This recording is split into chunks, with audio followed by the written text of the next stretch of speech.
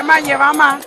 ஏமா ஏமா வந்த உடனே இவ்வளவு ஹெவியா பெர்ஃபார்மன்ஸ் பண்றிய? யாருமா நீ? நான் தான் செம்பா.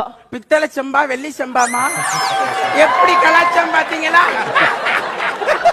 ஐயோ மேடம், நாங்க ராஜாராணி ஃபேமிலி. வாய மூடு. ராஜாராணி நான் பார்த்தது இல்ல. ராஜான்னா தலையில கிரீடம் இருக்கும், கையில வாள் இருக்கும், குதிரையில டக்கடி டக்கடி டக்கடின்னு போவார். அவர் தான் ராஜா. யாரை ஏமாத்த பாக்க? ராஜாராணியா? ராஜாராணி